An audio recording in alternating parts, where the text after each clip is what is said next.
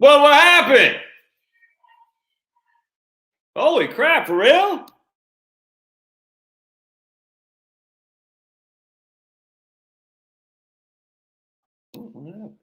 What's up? I have to go over here. Hold on a second. I have to bring it on over. Bring it on home. Bring it on home to you. We're going to bring it on home. Why is this connection bad? Is anyone here? Anyone here? There we go. Nicholas Jasmine. Can you hear me okay, Nicholas Jasmine? Because I can't. It said my connection was bad. All right. Hey, all right, right on. So we're going to open a can of beer. All right. Some Waterloo. Hello, Ted. Oh, yeah. Some Waterloo. All right, cool. Kevin Hawthorne, right on. Oh, boy. Now Finney's barking. Hold on a second. Oh, boy. Let me get the knucklehead. So Tech is up 7-0 against the mighty Georgia Bulldogs. Come on. Why are you coming in or you staying out? There we go. If Tech pulls the upset.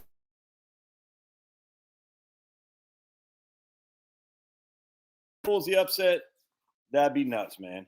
Hello, Jill. Been meaning to ask, did you finish your basement? Well, we finished it except for the weight room area, where I used to do my videos. But we did finish everything there. The weight room is still unfinished. Michigan won. Yeah, I called it Michigan. Hello, Monica. So it is. I mean, this right here is finished, Jill. This is the basement. And there's Dogman. Hello, Karen from California. I'm very bummed out by stupid Michigan. I didn't care about Michigan. I was going for Michigan. I was very bummed out by stupid Auburn blowing. Dude, LSU beat the Aggies. Yeah, I don't like LSU. Very bummed out by Auburn losing that game. I'm not a big Auburn fan. I just can't stand Alabama. Dude, Auburn had the ball. The punt returner, apparently they put a new punt returner in his first play, and he fell on his tush, and he fumbled. So he's falling on his tush, and the ball landed in his lap, and he fumbled. And then, there you go. Good job, my wife on Facebook. And at Fredericksburg, Tejas, we got Bo D from Tejas. Bo Diddley, where you been? Down in Watertown, drinking gin. And then not only did that happen, but then Auburn had a 3rd and 20. Alabama had a 3rd and 20, and the quarterback got 19 yards. And then they got a first down on 4th down. I mean, this is insane. So then, this is insane. They got the ball 1st and goal from the 8, and it was unfinished for about 5 years ago, Jill. 1st and goal from the 8. And they backtrack. So now it's 4th and goal from the 32. 4th and goal from the 32. But on 3rd down, it's 3rd and 20. A 3rd and goal from the 20. And the quarterback, he runs over the line of scrimmage and he throws a pass, which is a loss of down and a penalty. So it's 4th and goal from the 32. And Auburn rushes 2. I'm telling Liam, I said they can't let any quarterback can pick apart a defense if there's no one in his face. I could not believe they only rushed 2. They had a spy on them, so they had 3 guys that were basically worthless. And Alabama converts on 4th and 32. I was like, and so now Alabama and Georgia are going to play. If Alabama wins, Georgia and Alabama will go to the BCS championship, which pisses me off because that's not fair. It shouldn't be the BCS championship always has 2 SEC teams. So, look, I get one. That doesn't bother me. But I was thinking Alabama would lose, and there's no way they're going to go to the championship with 2 losses because they're just not that good of a team this year. But there's still a good chance it could be Georgia because Georgia, up until recently, hasn't been playing all that well this year. Well, I want to say Auburn peaked with Bo Jackson, man. I mean, what's his guy's name? Cam Newton. I mean, come on. But you can't convert a 4th and goal from the 32. You just can't. It's insanity. And they rushed 2 guys. 2. I mean, I'm just sitting there. The guy had all the time in the world. All you got to do is find any kind of, you know 2 foot. That's crazy. Anyway, can't have that happen, man. So we're drinking beer, Waterloo beer. I don't know if you ever had it. Celtic Mac Jones is a college quarterback. He's not doing very well, man. He's not doing well with the Patriots, that's for sure. What's up, Chris? What's going on in Maine, brother? Tell me how the weather is up there so I can report back to my wife. All right, so my man Pankage says, I'm in the government fed and I have all my TSP in the C fund. Should I, okay. So he's asking, should I move 25% to the F fund since they will stop raising rates? I'm currently 45 years old. CP. I don't know what that means, Chris. Crappy? CP? Yeah, dude, I can't tell you what to do, man. I mean, you're 45 years old. You're going to put money in the F fund. I get it. I literally understand the sentiment there. I'm 53 years cold, 26 degrees. Damn. Is it at least sunny out? I'm not right now, obviously, but at least sunny. But I mean, if you're 40 something years old,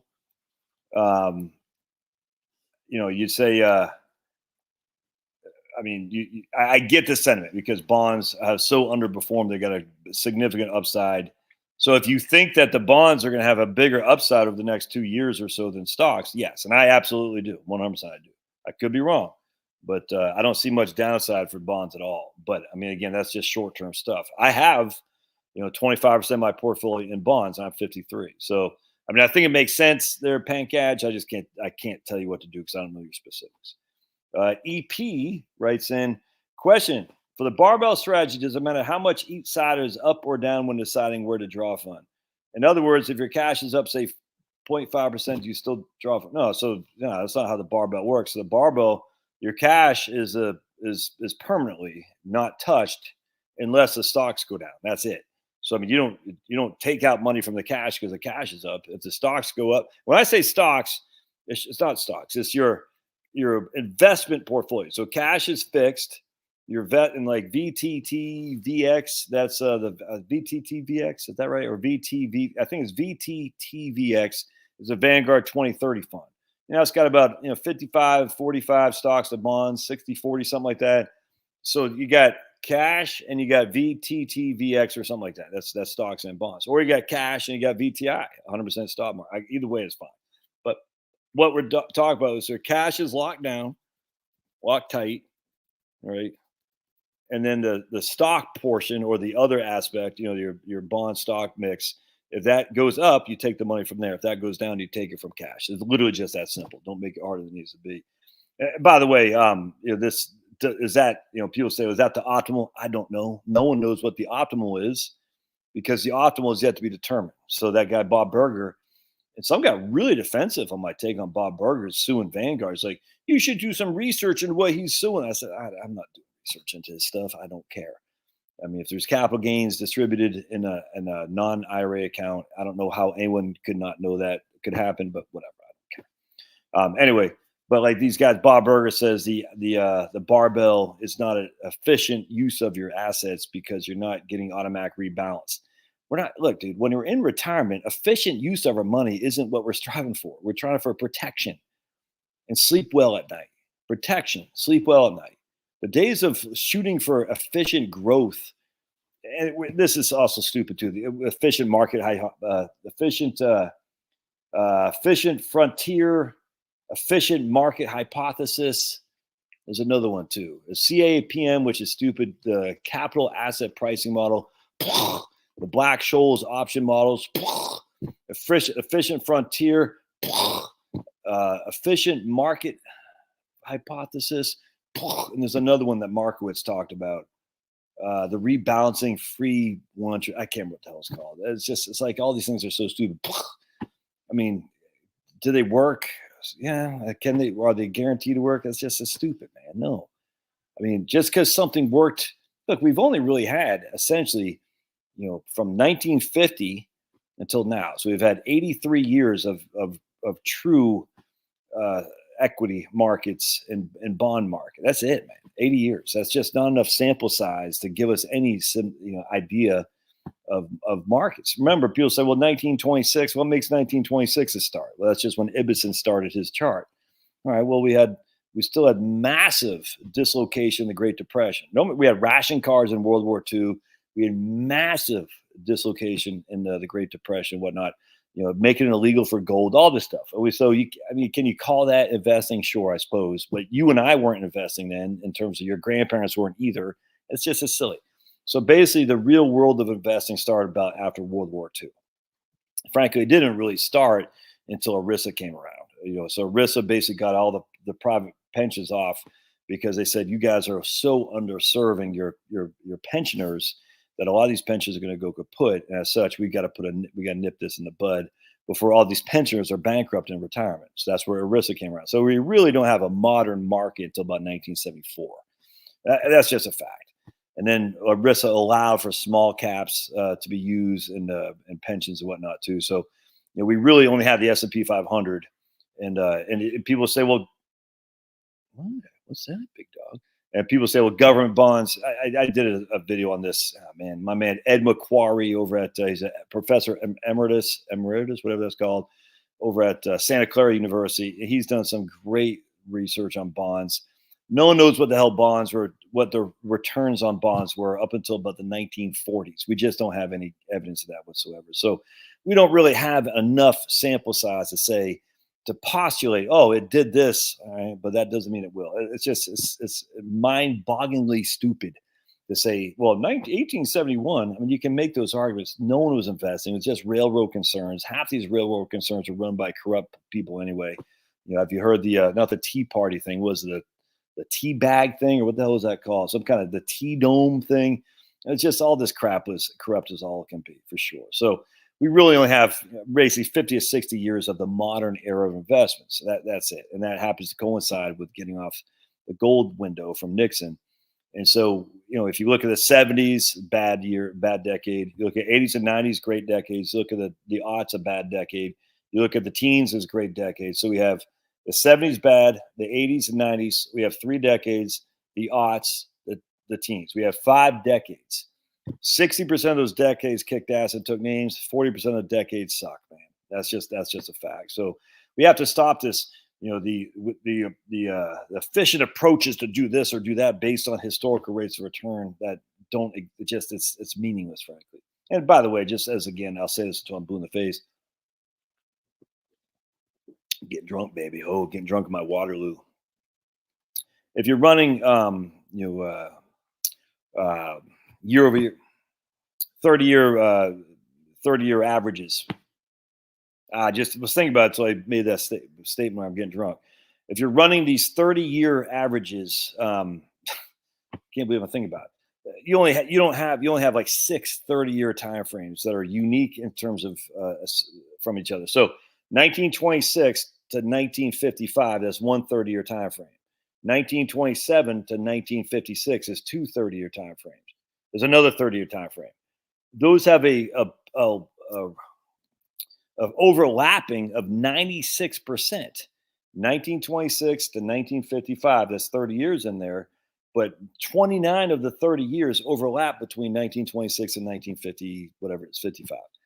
That's not statistically relevant. It's just not. It's too much overlapping in there. So the 30-year, the running 30-year, whatever the hell it's called, you know what I'm talking about, 30-year time frames, we don't have enough of those that are independent of one another to have any idea what the future holds at all. We just don't. If you're running these 30-year time frames that are overlapping, 96, 95, 94%, it's just not statistically relevant. It's just not.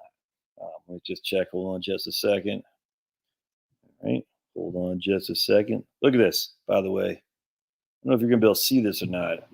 There's Pablo. Look can you see his hand? Look at that. Not appropriate, Pablo. It's Pablo's hand right on Finney's butt. Not appropriate at all. What the hell, Pablo? Oh my goodness. Pablo is 57 flavors. All right, so hang tight, guys. I just got to check the score of 14-7. Oh, hey, Tech's 10-7, Tech. All right. Look at that. And we're almost done with the first period. All right, we'll take it. Way to go, Techie. I can't believe that right there.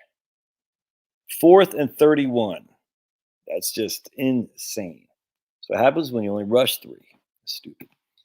All right, let's keep going. What's the rules for a Social Security for a spouse married 15 years, divorced 15, huh? Man, you gotta make it sense for me, man. What's the rules for claiming Social Security from 4? Yeah, I don't know what you're talking about. So I guess you're saying you're married 15 years, you're you were divorced 15 years, not remarried, single 62. Yeah, I mean, you can take your spousal benefit because you weren't remarried before the age of 60, and you can take a survivor benefit too once your ex-spouse dies. That's the rule. We got water. That's one good. I like the cranberry. Cranberry and pineapple. Oh, that does sound good, Joe. Orange vanilla. What? Waterloo's got an orange vanilla? Oh man, and a cranberry pineapple. Did you get my email about Vanguard's 2024 predictions? I did. I haven't looked at it yet. The interesting thing was I think I posted up on my. Let me actually see if I can't bring this up on my YouTube channel about Morningstar. Let's see what I got. Hold on just a second.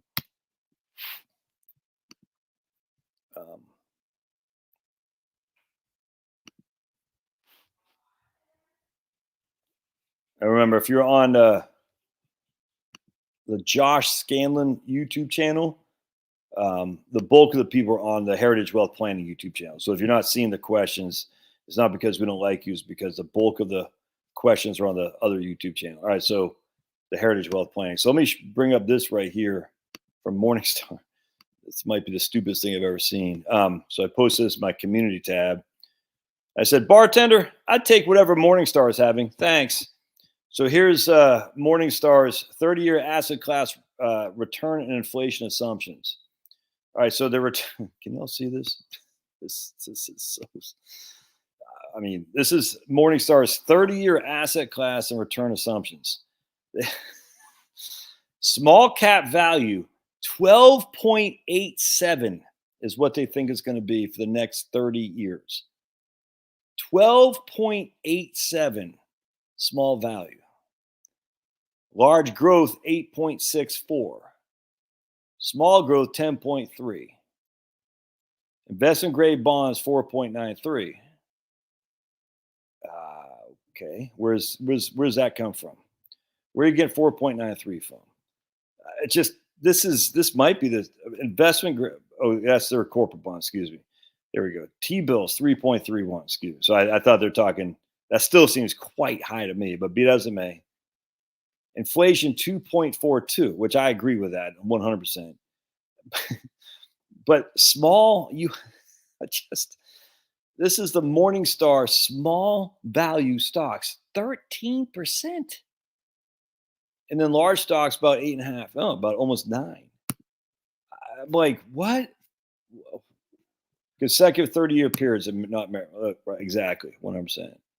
Pablo doesn't have any class, 100%. What's up, Jeremy? Yeah, we do need an intervention with Pablo. Pablo is 57 flavors. Notre Dame 21, Stanford 16. All right. Is Morningstar rate of return too high per year? But 100%, man. I mean, no way you should be asked. So let's look at what Kenny sent to me on Vanguard. Hold on a second.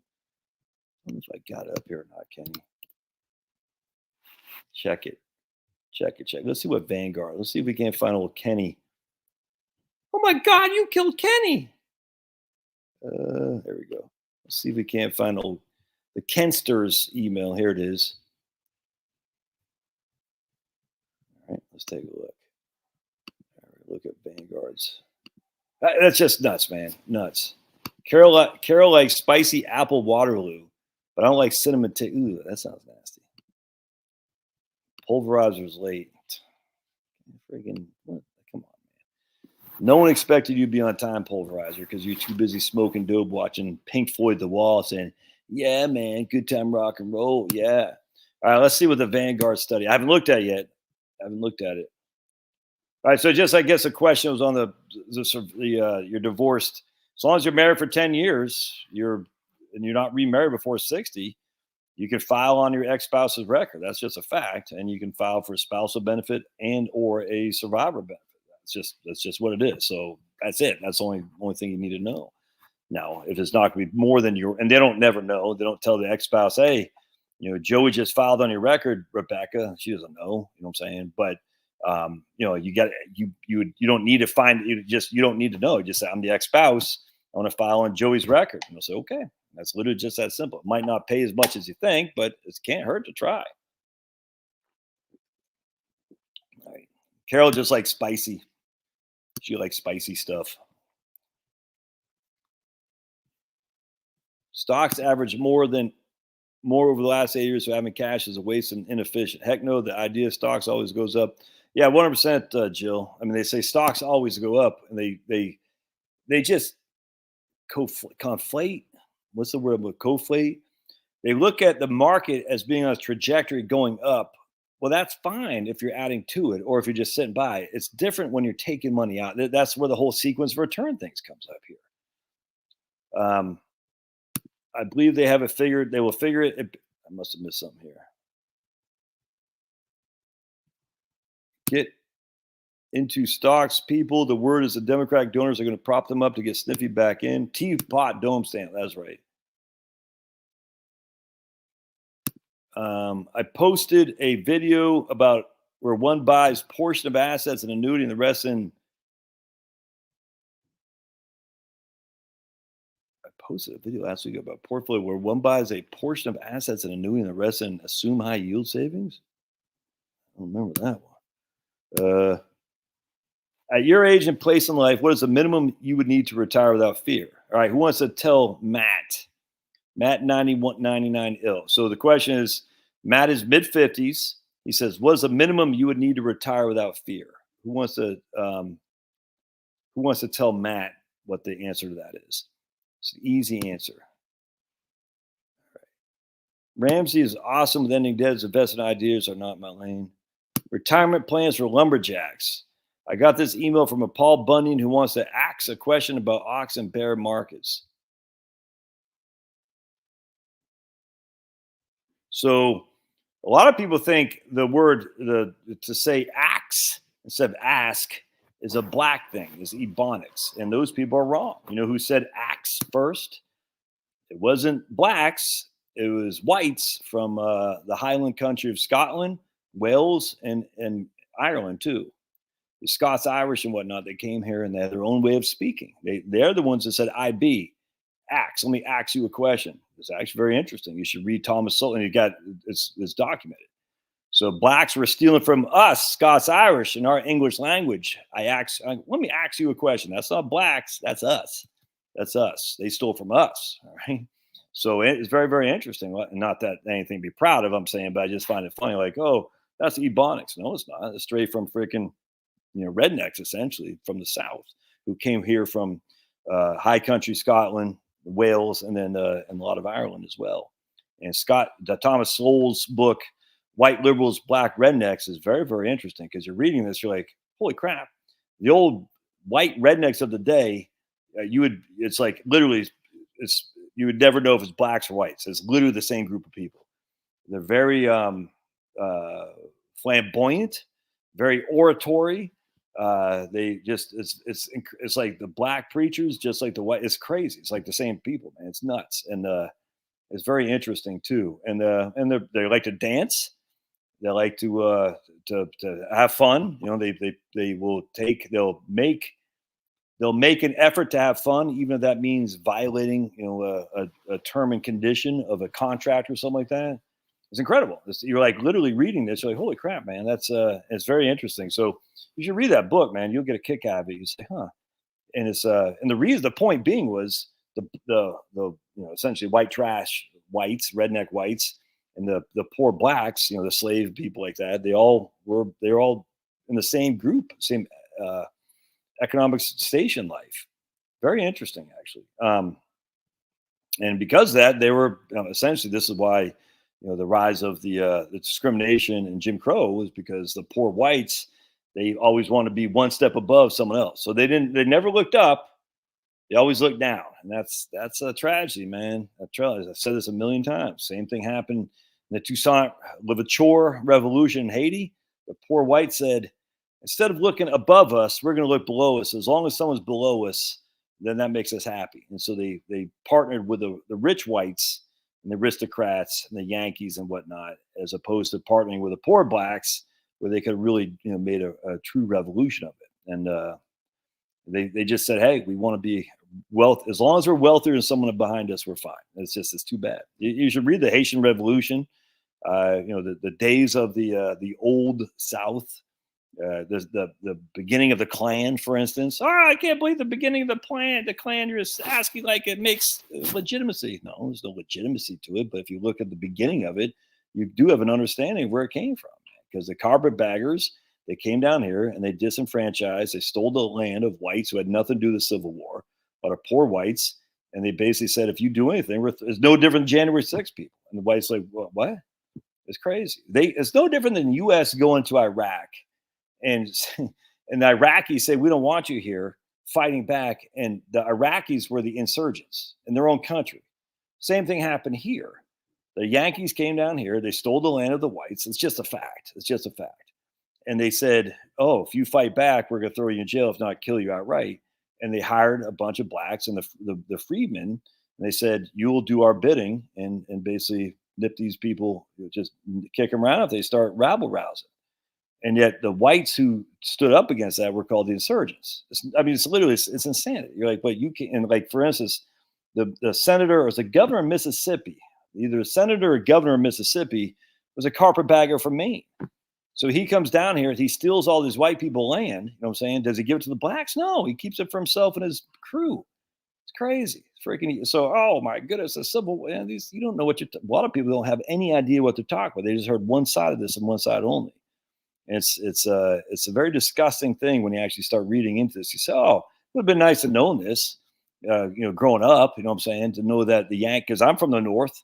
We were the victors. Joshua Chamberlain, we were good, and everyone in the South was bad. It turns out that's completely fabricated. But no one wants to talk about that because no one wants to be called racist. No one wants to be called anything other than I would have been on the side of the slaves. No, you wouldn't have. The only reason you're saying that now is because that's what all the cool kids say. It's no different. I mean, look, I literally don't care about the Israel-Palestinian thing. I just don't care. It's not. We have a border that's open. Apparently, people can come over our border. We don't know who these people are. Invading army, no one cares. But we're going to worry about the Israeli border or the Ukraine border. I'm like, yeah, I don't care about that as long as our border is being corrupted. Remember, a bunch of young men who leave their country and leave their wives and children behind, that's an invading army. A bunch of young men who take their wives and children with them, that's a refugee force, of fleeing refugees. The people who are coming here are an invading army. We are being invaded 100%. I could care less what's happening in Israel. Could care less. I could care less what's happening in Ukraine. I could care less what's happening in Taiwan. We are being invaded. And that's where we should pay no mind until Israel, Taiwan, Ukraine, until our own crap is secure. And that's all I got to say about the Republican Party. Spend no freaking breath, no ink on it. Ukraine, Israel, any of that crap. Our own borders are being invaded. I don't know why this is so hard, actually. Oh, and by the way, you might pick up some minority votes too, because you know who doesn't like it? Oh, minority voters don't like the freaking people just flooding in over here. But no, Republicans, they're too busy trying to. We know who pays Republican salaries. Why I think Nikki Haley, Candace Owens said it right. Nikki Haley for president of Israel. It's weird. Whenever Republicans need to start raising money, they start spouting off how great Israel is. Isn't it the strangest thing? It's like, wait a second. So Nikki Haley's like, we don't need Israel. We need Israel more than they need us. Like, really? Okay, Nikki Haley. So you should be president of Israel. Then we have all these things. Like I posted something else too. It's like all these people from there's apparently Owen Benjamin's part of CAA, some group that represents comedians and actors and stuff. So a couple actors got banned from CAA for spewing anti-Israel stuff. These same actors were spewing anti-white stuff for 5 years. No one cared. Like CAA didn't care. They're like, hey, you can spew anti-white crap all day long, but the minute you say anything about Israel, you're out of here. So I get it. So you can hate whites all day long, but man, it doesn't matter. Fed will glorify you for hating whites. We're going to put you, they're literally going to put these people on Broadway. They're going to put them on these two chicks on Broadway for spewing anti-white hatred. But the minute they spewed anything against Israel, you're out. You're out. Dude, it's so clown.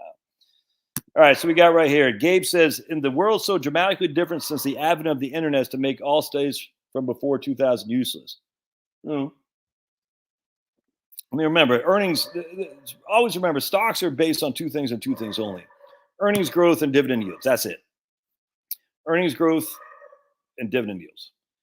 So it has nothing. I mean, so that's how you base your stock performance on. Now, what has happened, not since the advent of the internet, but what has happened since basically ERISA, again, what happened when ERISA started getting rid of company private pension plans and putting it into 401ks, essentially. That's what ultimately happened. Is that had more and more investors investing in these things. All right, so we got rid of commissions under Jimmy Carter, got rid of fixed commission rates. So there was Schwab, discount brokers and whatnot. So it gave capitalism more and more investors. That's all there is to it. Capital markets, I should say, not capitalism, but capital markets. All right, so we really only have 50 years of experience of this. That's it. So we have earnings growth plus dividend yield. That's it to get your returns. But then you have appreciation or appreciation of share price to earnings ratio, appreciation or price to earnings ratio. It's not depreciation, fall, whatever it is. So PE ratios. How much are you willing to pay for $1 of earnings? All right. So earnings growth plus dividend yield plus or minus PE contraction. That's what it is. PE expansion or contraction. So PE expansion happens first and foremost when interest rates are low, because people say, oh man, I'm only getting 2% on a risk-free investment. That's not enough. Inflation's at 3%. That's not going to get the job done. And again, inflation's how they gauge inflation is stupid, but we're going to use it. So people say, I got to take more risk to at least get a rate of return that's over after net of taxes and inflation. That'll give me over that. And so the risk-free investment at 2% I still got to pay tax on that risk-free investment, but it doesn't keep up with inflation. The net of taxes is only giving me a third or a fifth of half of what inflation is doing, essentially. I'm just throwing that out there. So I'm going to put more money into stocks. All right. I'm willing to pay more for $1 of earnings of stocks than I would have been if the risk-free return was higher, which makes PE ratio expansion. Instead of paying an average of $15 per $1 of earnings, I'll go to 20. I'll go to $25 per $1 of earnings because I need to have more growth. I need to have a higher rate of return. So I'll take more risk for a higher rate of return. That's what happens. We got dividend yield plus earnings growth plus PE ratio expansion or minus PE ratio contraction. So expansion, we go from a 15 on average to a 16 to a 20 to a 30, 35, all right, even more. That is not sustainable. That's not sustainable. The higher the price to earnings ratios you get, the more money needs to go in there to prop up these high expensive stocks. And when that doesn't happen, you're going to have PE contraction. And so now we go from, who's that? Who's that? Gav? You working out? All right, cool. So now we have PE contraction. So PE ratios go from 40 to 30. That's a, what's that, 20% decline, 25% decline in price to earnings ratios, right? Which means you're paying $40 per $1 of earnings. Now you're only paying 30. That's a pretty significant drop in price to earnings ratios, a drop in price of stock, essentially. Will your earnings growth plus your dividend yield make up the drop there? Probably not. And one of the other reasons why PE contracts as opposed to expansion is because earnings growth is dropping. People are saying, earnings growth is declining. I bought a stock that had a PE ratio of 15. Now that stock's got a PE ratio of 40, but we just got earning projections and the earnings growth look like they're going to be south for a while. I might take some gains off the table, especially if my risk-free asset, what I can get in short-term treasuries, is 5%, which is now. So that's the conundrum we're in. We're definitely still have inflated PE ratios relative to historical norms. We used to be able to say, but interest rates are low. I'm telling you guys, The days where we could say the PE ratios are inflated, well, that makes sense because interest rates are low. Those days are gone. So we can't say now PE ratios legitimately are inflated because the risk-free return is so low. Those days aren't here anymore. Now the interest rates are back up to par, essentially, where they 5% is a perfect place to be. I can get 5% risk-free rate of return. What does that mean for my stocks? That means for me to risk my money in the market, there's got to be some serious opportunity for earnings growth. And if there is an opportunity for earnings growth, and one of the reasons there won't be, A, we don't have enough people, not enough babies. That's just a fact. These illegal people coming over, they don't get money. You know what I'm saying? So these are not a consuming population. These are a taker population. So we don't have enough people who can be productive in our American society. All right, so that's one of the reasons for negative earnings growth. Part two is going to be, frankly, electricity. Energy costs as a whole has gone up. That's just a fact because this green stuff is so evil.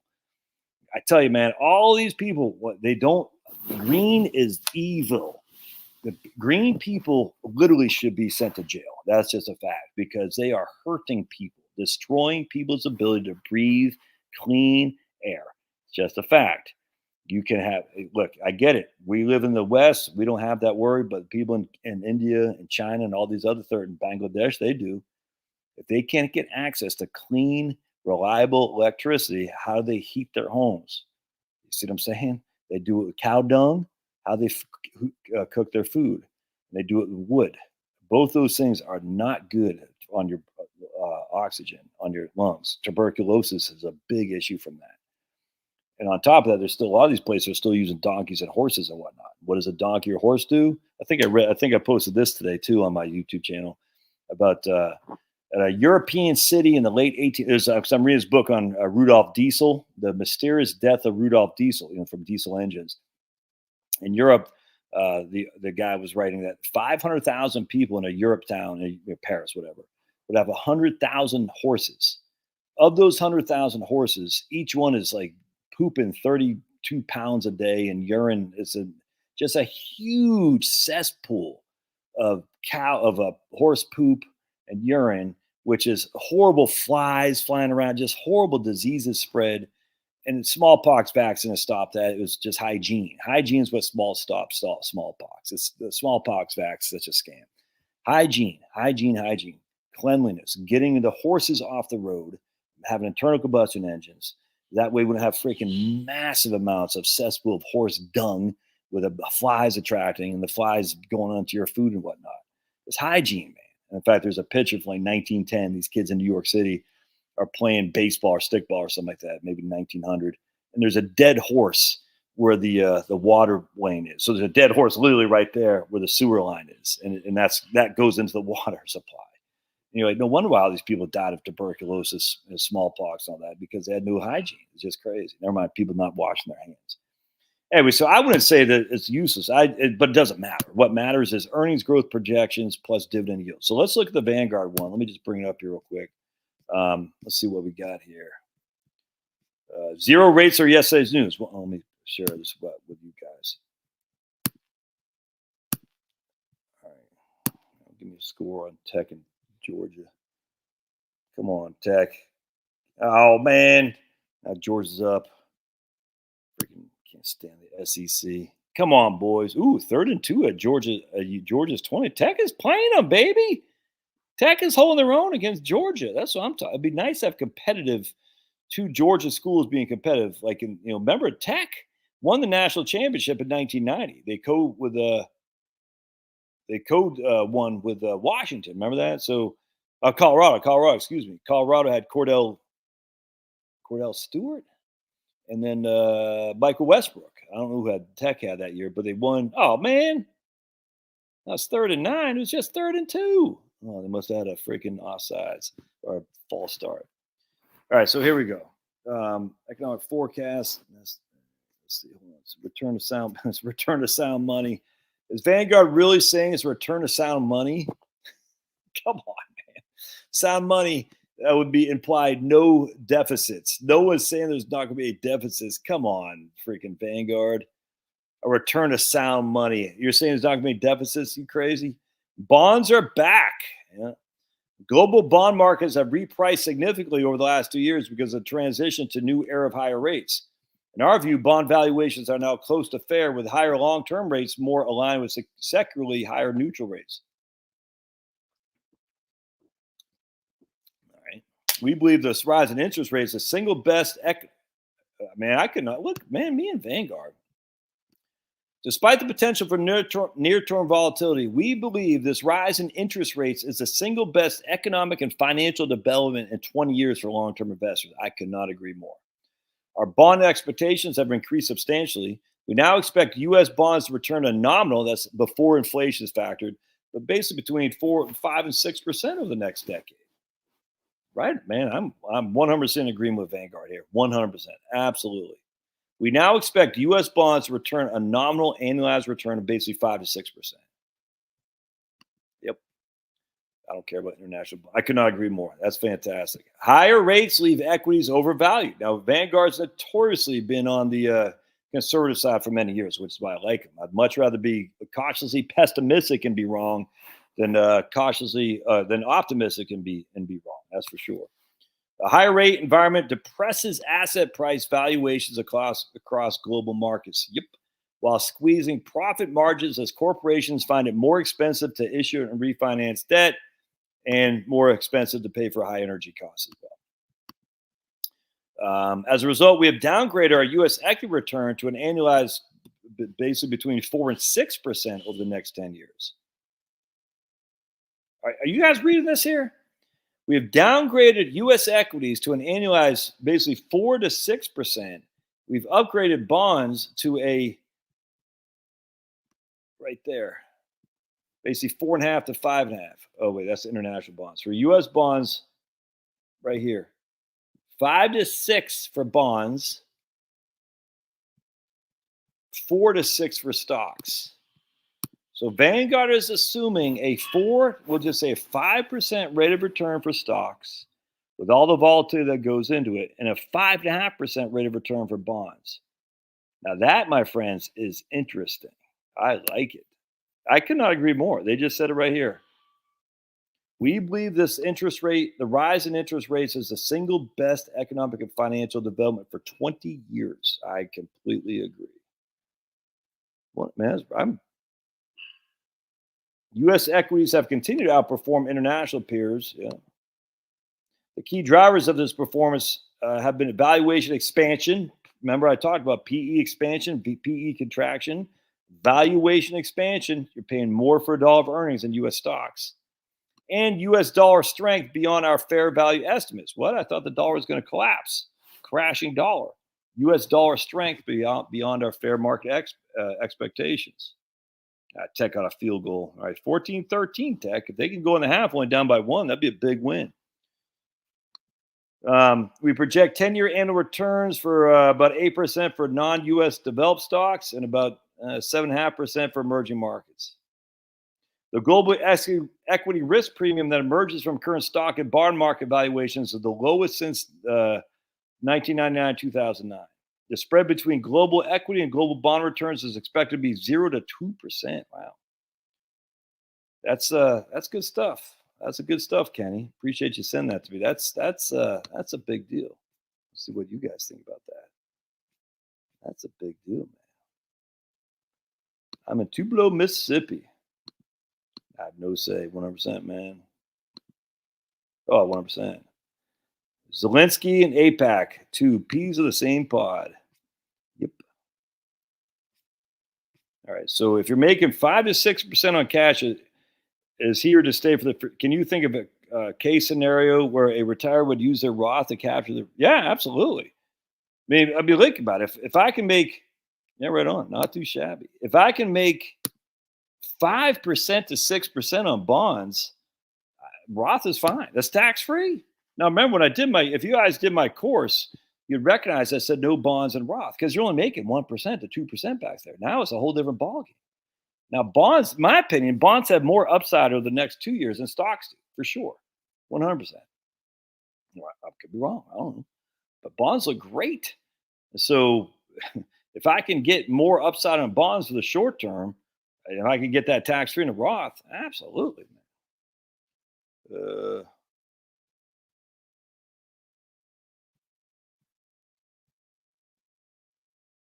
Oh, 1%, dude. The poorest in, don't forget, Mississippi is is wealthier than the UK. Just wanted to throw that out there. Mississippi has more money per capita than the people in the UK. Just FYI. All right, that's sweet. Look, and they're only looking out for us, Jill. RNA, DNA for food that can survive digestion. They're just looking out for us. Yeah, Bo Jadon says everything's fine. Exactly. No more kids in cages. Nothing. I'm in the 12% tax bracket. Most of you in 12% tax bracket retirement. I have 400,000 in IRA. Should I convert to Roth? Man, I don't know, man. That's a good question. That's a good question. I don't know. You're saying you're going to be in the 12% in retirement. I don't know. Good question there. But remember, just because you're in the 12% tax bracket, you don't want to look at the actual marginal tax bracket. You want to look at your effective tax rate.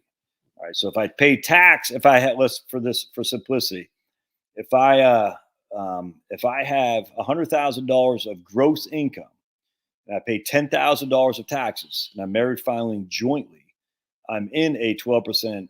I'm in a 12% tax bracket. Yeah, because it goes up to about 125. I'm in the 12% tax bracket. All right. What's my effective tax rate?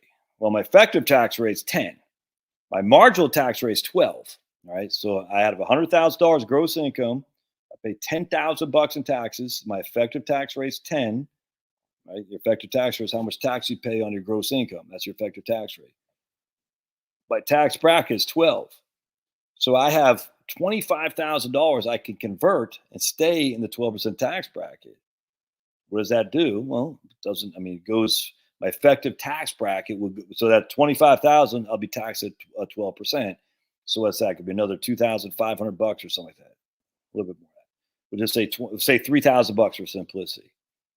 So I have $13,000 of taxes on $125,000 of income. So my effective tax rate is still less than 11% here.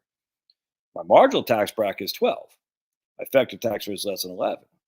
So now I've got all those taxes behind me for that extra 25,000 I converted to Roth. What will my future tax bracket be?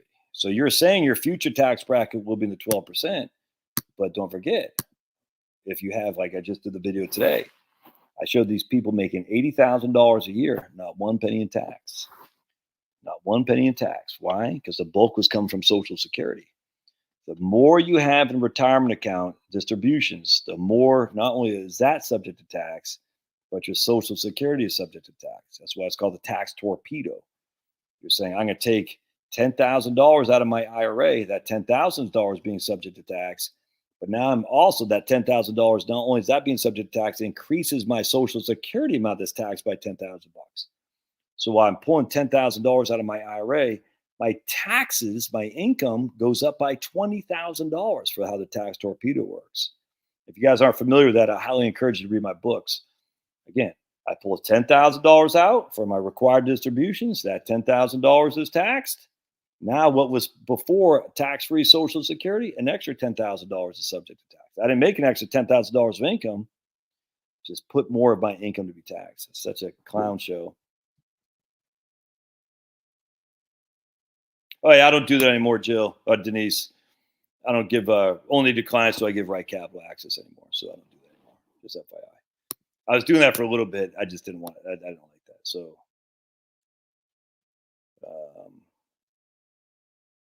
teach at Ole Miss and plan on retirement 4 years. Right on. It's just on Heritage Wealth Planning, heritagewealthplanning.com. I think that you did well explaining some bases like the stocks are overvalued. So we want to capitalize on by investing much more. It's like the stocks are overvalued, so we want to get that. If we can bring the rest of the world as producers, consumers, and investors in the economy, the markets can continue to expand. Never heard that before. If we can bring the rest of the world under the American capitalism, if we can make them see our great ways of democracy, like we did in Afghanistan and Syria, Vietnam. Well, Vietnam's now. Yeah, how many people did got destroyed in that whole transition? We can make them. We're gonna make them see democracy the way we see it. Bring the democratic forces of America to Iraq. Iran's next, because look, all these warmongers, Lindsey Graham, all these guys, they want war with Iran. That's just a fact. All right. Josh and a Hotep Jesus or Gothix channel collab. Yeah, I follow Hotep Jesus every now and again. Gothix, she's all right. She's all right. No, local subscribers do not get access to Right Capital anymore. Just FYI. If I retire at 55 but wait until full retirement to take Social Security, would it be more? Would it be more or the same amount if I took it early at 62? If you're taking your Social Security at 62, it's going to be less than if you took it at your full retirement age, regardless of when you retire. So I'm not sure about that. Okay, so the lawsuits over Vanguard 2050 fund. Vanguard converted some shares and people got hammered with a capital gains hit. Vanguard converted some shares. They converted shares. I don't get it. I don't get it. So, all right, maybe there's more to that than I'm meeting the eye. The refrigerators are exploding and destroying people's homes. Notre Dame's winning. How did I lose my fingernail? I must have missed that episode. A weight. I was racking weights. So I rack a 45-pound plate, and it just, my rack crushed it right there. Hurt like hell. And then and then it just it was bleeding, like internal bleeding. So I took I watched a YouTube video, and I took I sanitized a needle, poked that sucker, and I put that on my shorts. Let's watch that actually. Let's see if I can't find that guy. Hold on, you'll get a kick out of this, everybody. You'll get a kick out of this one. Let's see if I can't find that on my YouTube channel. I'll if I show my own videos, I'll get if I show my own videos, I'm going to get a channel strike for copyright infringement. Let's see if I can't find that. Oops, shorts. Hold on just a second. You like this?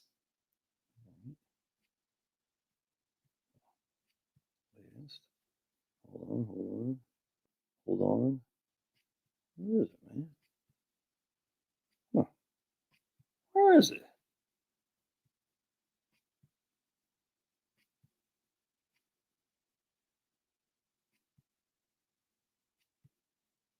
I thought I had it on my shorts. Maybe not. Oh, man. That's not it. That's not it. That's definitely not it. Not it. Not it. Nope. I guess I don't. I thought I had it on my shorts. But did I take it down? I know I did. No, not there. All right. All right. Josh, did you know Freon in refrigerators since April 2021 is now a Biden climate change rule? They're manufacturing R60 butane to all cooling. U.S. consumers are in danger.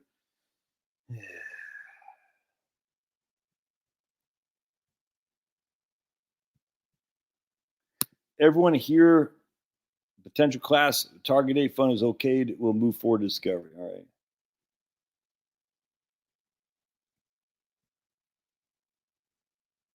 Regardless of people's race, I always tell them it's up to you to make your life better. Not anyone else. I don't consider that racist. Well, they will say that's white privilege talking, Vern. You're white privilege. That's the fact you say there. That's white privilege, man. That's what they'll say. How dare you? Bonds are simply a loan for which you get a fixed interest payment. So the term is loan, then you get that amount loan back, much different in a bond fund. Yeah. All right, cool. There we go. I think we're. Mom, Scott Irish. I never heard axe. Lots of y'alls, though. Well, this is back in the 1800s. My husband is retiring in 4 years at 62 because he's a steel worker and his body can't do it anymore. He has a pension plus ESOP. I want to sell your house and rent and live on the dividends. Your thoughts? Sounds great to me, Grace. 100%. I don't know if I'd be renting, but for the next year or two, absolutely. Why not? Sounds great to me. I'm a big fan of that. 100%. I'm actually reading a book. What's it called? By Peter Drucker. The ESOPs Peter Drucker would call socialism, which I kind of chuckle at. ESOP's employee stock ownership plan. He goes, basically, when employees own the means of production, that's socialism. And I just said, it just shows you how silly these words are. So if your husband has as an ESOP, that he's partaking in a socialist endeavor because the employees own the means of production. I'm just like, when you actually think about it like that, how stupid is that to say that's socialistic? You see what I'm saying? It's like, you know, that's what socialism is. The employees own the means of production. That's just a fact. And employees being your husband and his crew who own the company. I just think we get really caught up in this wordplay. I'd much rather have a company owned by the employees than owned by Mitt Romney. That's for damn sure. The Monte Carlo simulations, what do you feel is an adequate risk? I am good with 80%. Yeah, 80 to 90 is a sweet spot. Anything over 90 means you're not spending enough. Anything under 80 means you're probably going to have to tighten your belt at some point for sure. So 85 is a sweet spot. Expenses, 100%, man, 100%. What's your spending? Yep, as much as spend. Exactly. Your debt, your expenses. I was watching it after the exactly. After watching that Auburn Alabama game, I'm just like footballed out. I don't have as much. I can't sit there and watch football the way I used to. It just, frankly, it wastes time. There's no other way around. And it frustrates me, I'm not going to lie to you. I mean, watching the Auburn Alabama, I don't even care about Auburn Alabama. I just can't stand Alabama, but I don't care about Auburn. But even that wasn't getting mad. It's just like, dude, it doesn't bring happiness to me. It's, my kids here, and I enjoy watching my kids and stuff, but then he went upstairs and my wife's watching Tech in Georgia, but it's just not that fun. It used to be, I don't even think I ever had fun in it, but it was an escape back when I was a kid. Now I don't need it to. I don't like escaping. I like my life. You know what I'm saying? So now that my life is good, the escape is going to watch football that makes me frustrated. Like, why do that? I can read a book. I was playing basketball with Liam earlier. I was hitting the gym earlier. You know what I'm saying? I can spend time snuggling with my wife. Snuggle. If she'd snuggle back, if you know what I'm saying, but she's not. She's like, yeah, you can snuggle all day long with somebody else. I'm not snuggling with you.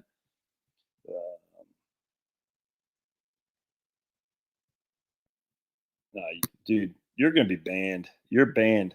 Thanksgiving leftovers reheated in the microwave always tastes better than the first run. Dude, that is the absolute wrong thing, dude. Absolutely. Yeah, I would expect 5%, Jeremy. If we get 5%, I think that's what we should look at. 5%. Pound. All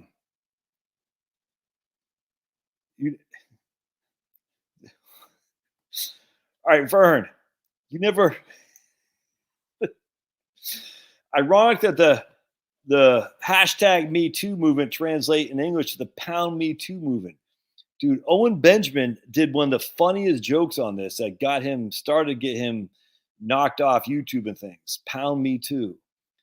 Dude, you got to look up Owen Benjamin's Pound Me Too joke. I'm sure you probably can't find it on YouTube. You probably find it on Rumble. Let's see if we can find it on YouTube. I bet you can. Owen Benjamin. Oh, dude, it's so funny. Benjamin. Pound Me Too. Oops, hold on a second. Dude, it's funny as hell. I'm not gonna find it. I'm not sure I'm gonna find it, but if you get a chance, you should. It's funny, man. Oh my goodness, it cracks me up. Pound Me Too. Heck, put it all at small cap value and sit back. Right on, Jill. I put zero stock in 30-year unless. Yeah, what I'm saying. I get you. Probably just, yeah, he did. All right, let's keep going here. Josh says, we're going to talk about that. My fund money is at 6% year to date, while the S&P is at like 20. S&P is not up 20% year to date. Nah, we talking about, man. YTD, no way. No way the S&P 500 is up 20% year to date. VOO, let's take a gander. Let's see. You're right, dude. Holy crap, pulverizer.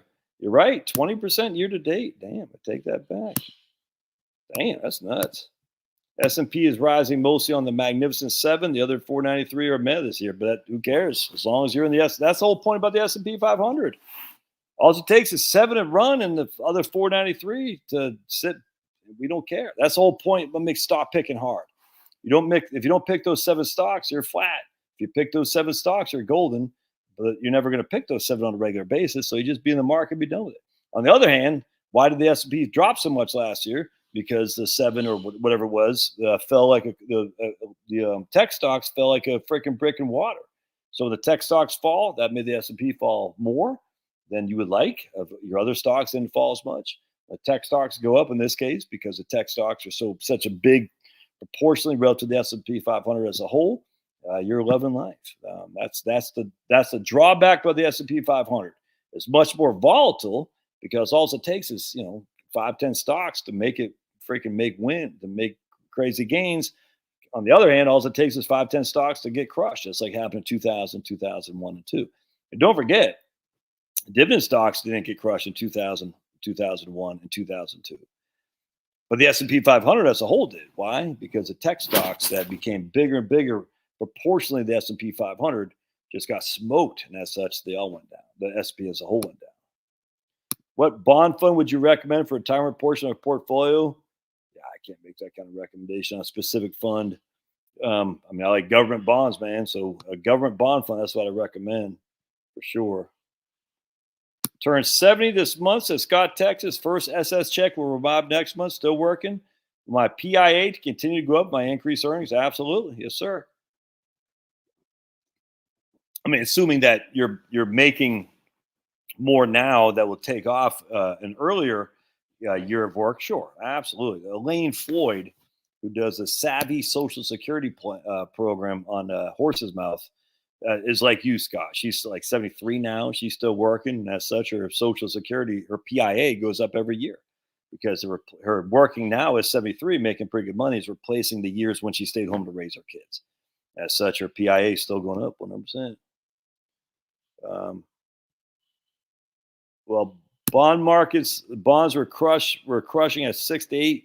Well, stocks were doing even better. Yeah, that's true. That's what bonds will do. Bonds will most likely underperform stocks when stocks are going up, and they'll probably outperform stocks when stocks are going down.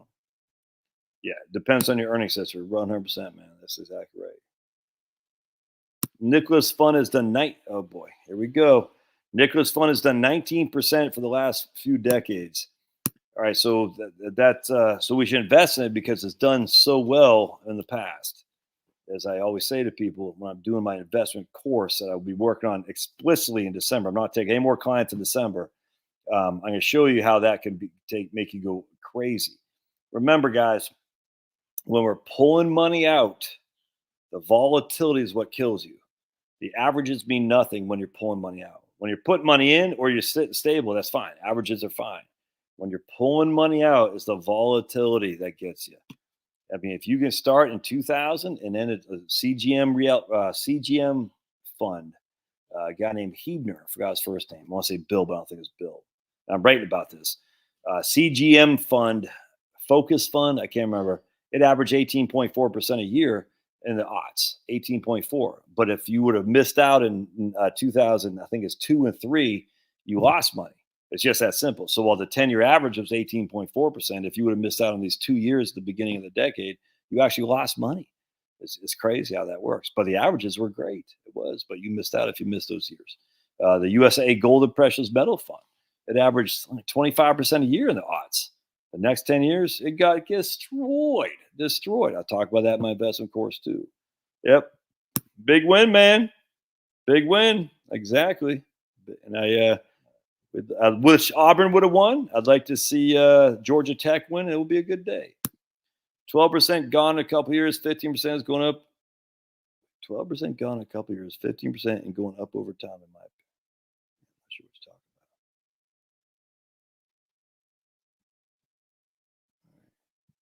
you're talking about. John Bogle was, I don't think that's true. I don't think John Bogle was 50-50 stocks and bonds, was he? Oh, I'm thinking about Buffett. Buffett was 90-10. He would recommend 90% S&P and 10% treasuries. Yeah. Oh, 100%. I still own VTI. It's my largest holding by far. Yeah. Why would today's market change my opinion on VTI? VTI is just the entirety of the stock market. So I believe that the stock market has still more growth than negative, 100%. I still believe in the capital markets. I still believe in earnings growth will be positive, and they're still get a dividend yield. As such, I don't expect much out of the VTI. I expect about 5 to 6%. But yeah, absolutely, man. I 100% still believe in VTI. That will never change without question. Resolve myself to living the 22% tax bracket. Yeah, but yeah, right on, man. Nothing wrong with that. Yeah, give the Caesar what Caesar's, man. Give the Caesar what Caesar's. Um, 12% will come to 15. Yep, exactly. What I'm saying. So the 10 will stay at the 10, 12 will go to 15, 22 to go to 25, 24 will go to 28. Not a huge jump though, guys. It's just not a huge thing.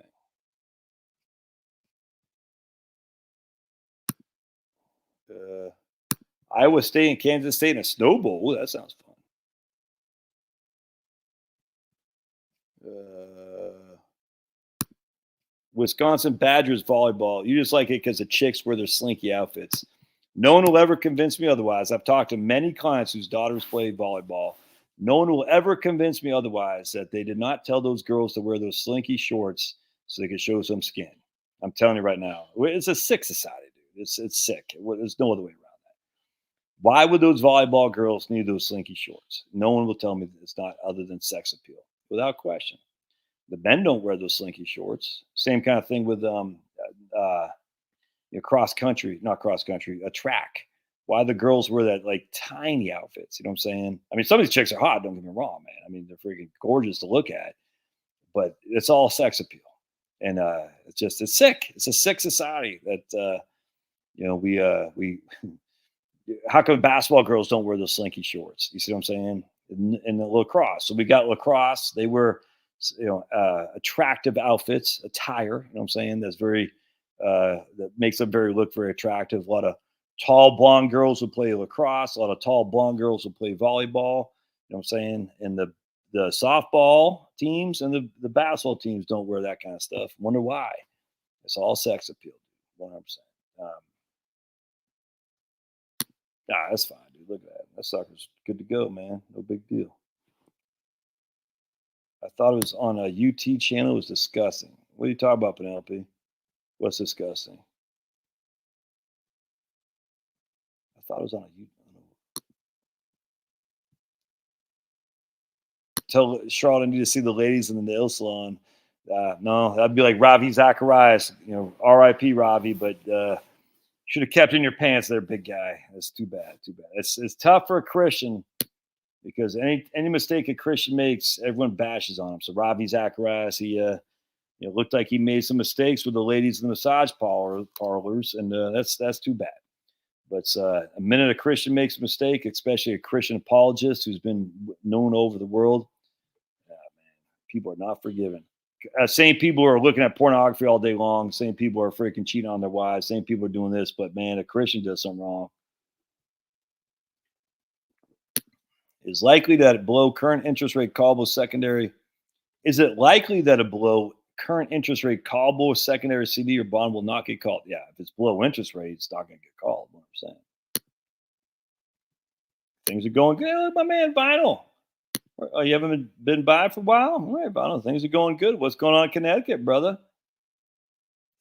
ESOP workers gave a pay cut to a troubled company. Were given a stock return. When the company goes under, the workers end up with nothing. Yep, that's true. On the other hand, when the company does well, the workers end up with a lot. There's Kelly, right on. I still have my 401k still in Vanguard money market, getting about $2,400 per month. Look at that, man. Look at this. There's my man Kelly, Cotton Kelly, who's crushing. By the way, Kelly had a dog. I'm sure it's Kelly, right? So Kelly had to check this out, man. Kelly had a dog. He didn't want a dog. The dog had something wrong with his eyes, and it was going to cost $5,000 to fix. Kelly says, "No way, I'm paying $5,000 to fix my dog's eyes." Did Kelly pay the $5,000 for his dog's eyes? Yes, he did. Was Kelly saying that's the best expense he ever had? Yes, it was. The dog didn't live much longer after that, but he still says that's $5,000 I'm glad I spent on my dog's eyes. Even though he didn't even want a dog or whatever. He's like, I don't even want a dog. I guess his wife got one or something like that. He fell in love with his dog. $5,000 to fix a dog's eyes. How awesome is that? Dog. You guys want to see something funny? Check this out. So Chloe works when she's off from school. She works at a vet, not a vet place, like a kennel, a dog kennel place. You know what I'm talking about? Check this out. She sent this to us. This is the funniest thing. If I can find it.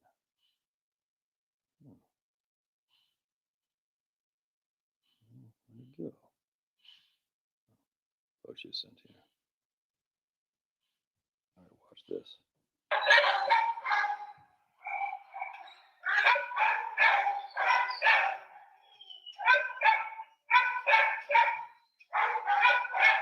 That dog just loves Chloe. It's so cute. Oops. One second. Here we go. Watch this one.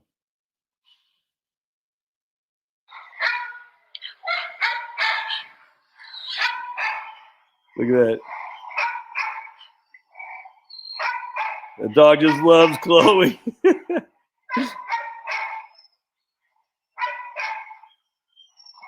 That's Lily the dog. Oh my goodness, it doesn't get any cuter than that. But you guys want to see something even cuter? Watch this. This is the funniest thing ever. Watch this.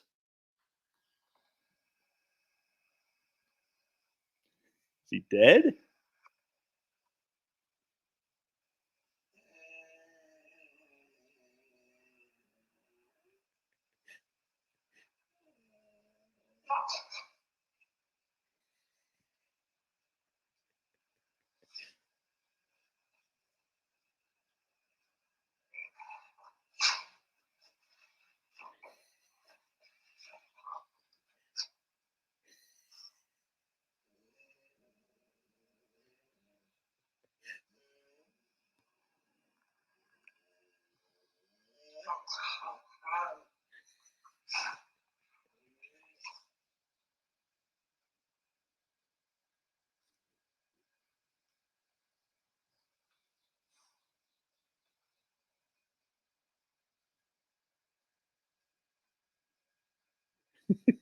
What? Say, whoa, what's going on?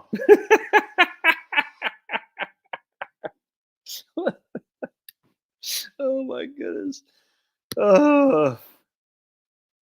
Yeah, gave up watching football in 1971. Say thousands of hours, 100%. Charlotte was snug after the Georgia Tech game. I don't think so, Denise. I don't think so. In 30 years, everything will be completely different, 100%. No, I'm using 3% right now for government bonds. That's what I'm using.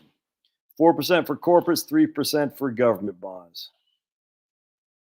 Oh, yeah. I mean, that's the issue. When this Magnificent Seven collapsed, there goes the S&P, 100%. Exactly. So the question is, I mean, you're getting all these gains, then you take some of the gains away, but then you see what I'm saying? It's historically, again, we don't have a huge record here, but you gain two, you lose one. You gain two, you lose one. You gain two, you lose one. Can't stand Jim Cramer. He's a freaking commie scum, and he should be sent to jail. Anyone who advocates the military going to jab us can kiss my big fat behind. And if I was ever president, I'd say, you're going to jail, Jim Cramer. You want to violate my rights with your crazy commie crap? I want to violate your rights with my stuff as well. You advocated on national TV, the military needs to jab people. And you are, my friend, a scumbag. And under my presidency, scumbags will be in prison. That's just a fact. I mean, I haven't played in a long time. I don't even have any calluses on my anymore. I literally haven't picked up a guitar in probably 10 years. I was not any good. I could play a little bit, not much. I just enjoyed it. I got my amp.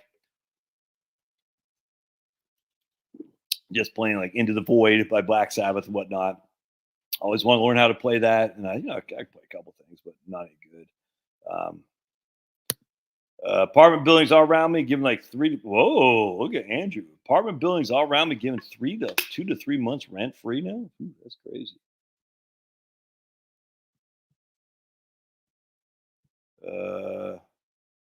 See, that's the thing about rent. I'm telling you, everyone's saying the part of CPI is rent.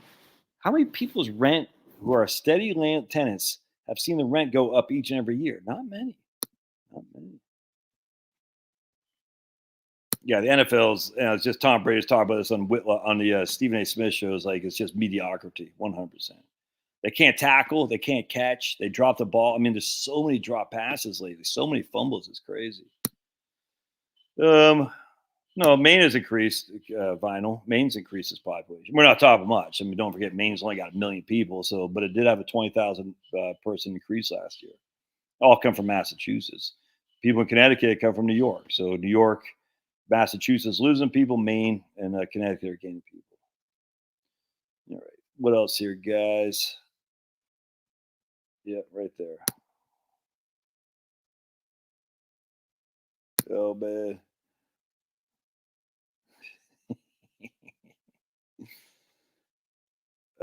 Yeah, I don't know. I mean, this isn't a tough job, man. I mean, I like it. That's the thing. I mean, literally, it's just I haven't shaved, I haven't showered at all today. Talked to my man Roger up in Michigan, matter of fact, and this morning, it's a kick ass job. I love it. I get paid well as long as I got. Oh, by the way, I think I have the proof now. Ever since I started doing live streams again on YouTube, my views have gone up. So I think it's more than a coincidence that when I stopped doing live streams, my views went down. When I started up doing live streams again, my views gone up. I say, yeah, I get you, YouTube. So there's absolutely a reward to do live streams on YouTube for your views. There's just no, you won't convince me otherwise. I just looked today at my analytics. I was like, okay, I see what's happening. And we're talking 100,000 views less when I wasn't doing live streams per month. You know what I'm saying? So I get about 500,000 a month on average. Some months, I think I broke 1 million once as last year, but I typically get about 500,000 a month on average. And when I wasn't doing live streams, it's down to like 350 or so. You know what I'm saying? And now I'm back. The trajectory is going back to 500,000. So I said, I gotcha. And I stopped doing videos on Sunday, which is another reason too. I stopped doing videos on Sunday, so I'm only doing videos 6 days a week with no live streams. So that the live streams, like we got 170 people right now on here. We got 138 on Josh on Heritage Wealth Planning, 30 on Josh Scanlon, and 2 on Facebook right now. So we got 170 people right now. It was up to about 210 at one point a few minutes ago. So that's all views right there. You know what I'm saying? So and when you have more views, you have more pay on YouTube. It's just that simple. So I stopped doing it on Sunday because I'd like to keep the Sabbath. I started doing my live streams again, and then my views have gone back up. So again, I only have 6 days a week, whereas before I was having 7 for views, and then I'd say average 20,000 views a day. You know what I'm saying? So whatever that is, 20,000 times 30. But if you take out Sundays, you know what I'm saying, and you took out live streams, there you go. Maybe 15,000, 20,000 a day. I wear short shorts. Yes, you would, Jeremy. And frankly, if you did, college volleyball would get a bigger audience. It'd get a bigger audience. Say, look at sexy Jeremy, his shaved legs. Like, oh, just that having coming out of my mouth, I literally feel like I just puked in my mouth. I haven't said that. All right. I wore spandex as a speed skater, but that was for aerodynamics. Ugh. My man's a firefighter in Louisville. They just created a 5-year lump sum up front. They create a 5-year lump sum up front, then about $3K a month for the rest of my life. Seems like an automatic decision taken. That's what they're making you do. It's kind of weird, though. 5-year lump sum up front and 3 month K for the rest of your life. Seems like they're trying to reduce the amount that they're obligated to pay you as a firefighter. They want more risk to you and less risk to them, it seems like. Look at my man saying, thanks for serving the public. Hey, look at Rebecca. You're in Alabama, Tennessee to see family. Right on. Rebecca, where are you going for Alabama or Auburn? Oh, God. We've heard a negative yield curve forever. We've had a negative yield curve. I mean, literally, this stuff just bores me. We have a negative yield curve. They used to say the inverted yield curve meant a recession. I said, I guarantee if you have a negative yield curve, you will have a recession. I guarantee it. I guarantee if you have a negative yield curve, you will have a recession. You heard it here first. I guarantee it. You know what else I guarantee? Shh, don't tell anybody this. Shh. So remember, my man's saying a lot of financial people talk about possible downturn because of negative yield curve. Don't tell anybody this. Shh, shh, shh. If you eat carrots, I guarantee you will die. Don't tell anybody. Just between us crazy kids. If you eat carrots, I guarantee you're going to die. Okay? Thus, Negative yield curve. I guarantee there'll be a recession. Shh.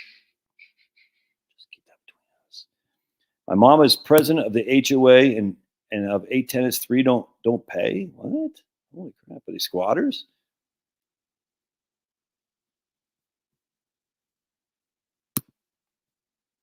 Josh says, I do live streams on the locals every Wednesday. Locals, just us crazy kids on locals.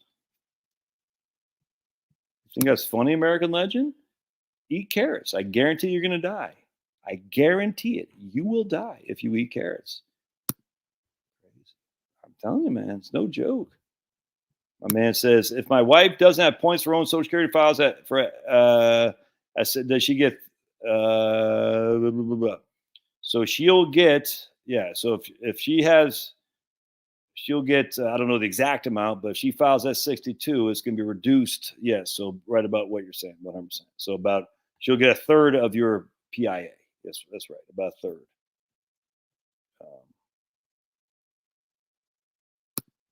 Does Facebook even have a live thing? See, I'm on Facebook Live right now, but it's through StreamYard. I wonder if I should do live Facebook. That'd be kind of interesting.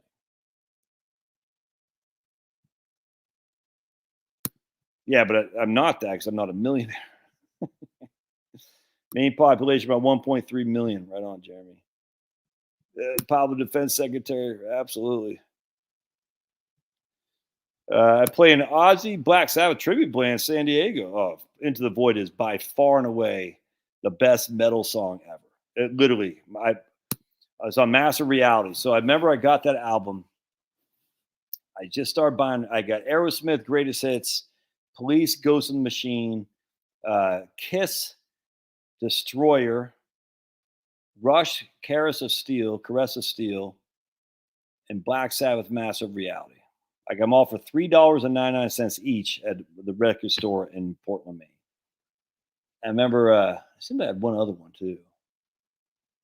Police, Aerosmith. I can't, but I think I remember those 5. And I remember, so I put all the other ones on, and I remember putting Black Sabbath, bow now. That was okay song, kind of slow for me, kind of boring. And then I think Into the Void was next. I must have been 9 years old. I'll never forget. I was sitting on, we lived on Peaks Island. I remember sitting there just listening to this. It was probably in the spring, and just saying, "What is this?" It was like the best thing I'd ever heard in my life, man. It just made me happy inside. Not like, oh, but maybe like it spoke to me, man. Into the Void. I'll never forget that song. I mean, the first time I heard it, I just literally sitting on our spring in Peaks Island, Maine. We had this little kind of a dining room area, little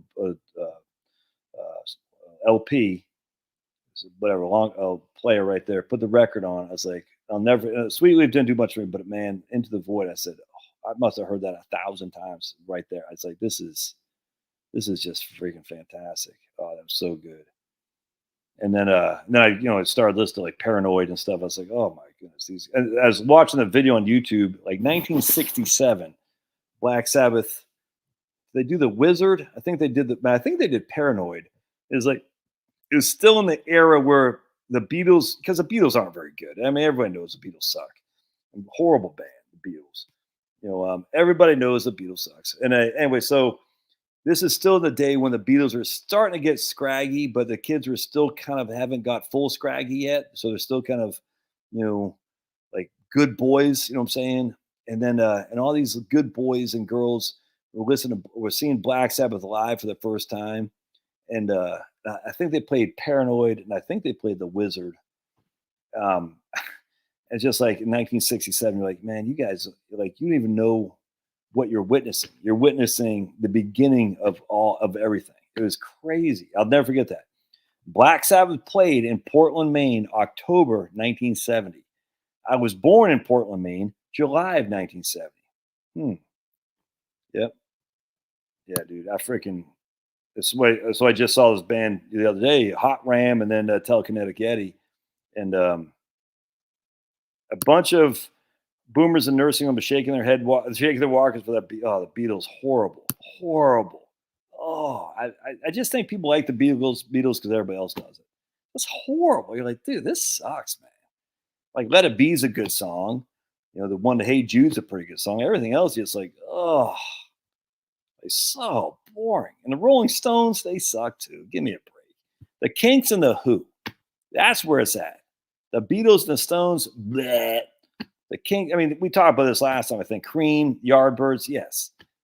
The Beatles and the Rolling Stones, ugh. Good night, Denise. See ya. Yeah, well, that's right. I mean, good job to John Lennon. I think John Lennon was slowly becoming a capitalist. Like he said something, I don't know, like being for Reagan or something. I can't remember what it was, but I do like me some banjo too, man. I do like some. So the Hackensaw Boys are playing tour in England, in Europe, and they're a bluegrass band out of Virginia, like a more of a modern bluegrass band. Nope, sorry, that's not true. Black Sabbath was the best, without question. It's not debatable. Anyone that says otherwise is getting banned. That's a fact. Black Sabbath was the best band ever, bar none, bar none. All right, you're banned. Beatles, nope. Led Zeppelin, I like Led Zeppelin. Bluegrass, I love. Banned. Banned. Who else is going to be banned?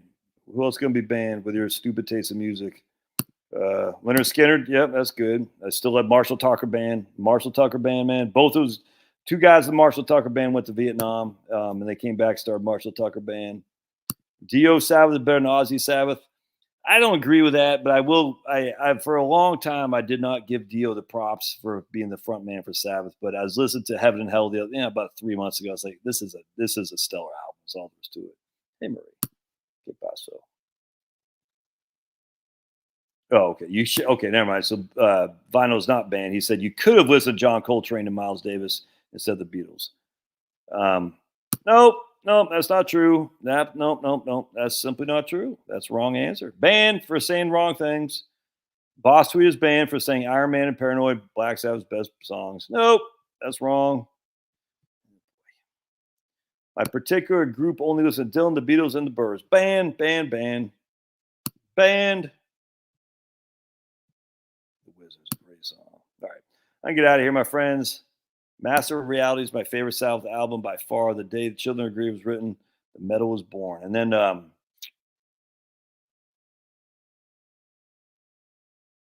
Lord of this World, Evil Possessor. Have you guys ever listened to the lyrics of Lord of this World? Lord of this World lyrics. It's freaking insanely good.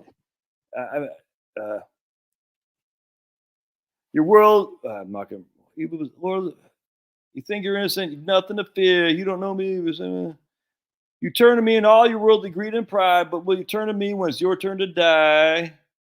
Your world was made for you by someone above, but you chose evil ways instead of love. You made me master of the world where you exist. The soul I took from you is not even missed. Yeah.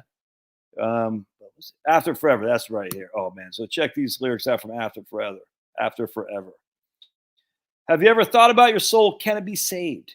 Or perhaps you think that when you're dead, you just stay in your grave. Is God just a thought within your head, or is he part of you? Is Christ just a name that you read in a book when you were in school? Right? When you think about death, do you lose your breath or do you keep your cool? Would you like to see the Pope at the end of the rope? Do you think he's a fool? Well, I've seen the truth. Yes, I've seen the light, and I've changed my ways. And I'll be prepared when you're lonely and scared at the end of your days. Right here. Could it be that you're afraid what your friends might say if they knew you believed in God above?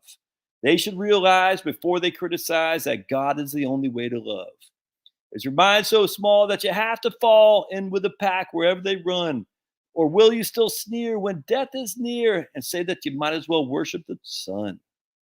I think it's true that it's people like you who crucified Christ. I think it's sad the opinion you had was the only one voiced. Will you be so sure when your day is near you say you don't believe? You had your chance, but you turned it down. Now you can't retrieve. Perhaps you'll think before you say God is dead and gone. Open your eyes, just realize that he is the one, the only one now who can save you from all the sin and hate. Or will you jeer at all you hear? Yes, I think it's too late. Oh my goodness. That's not the best lyrics. I'm not even doing it just. Even my great voice. Oh my goodness. All right, amigos, we can get out of here, man. Go watch the rest of that Grand Funk. They're a pretty good band. Not as good as Black Sabbath. Geezer Butler's lyrics. Yep.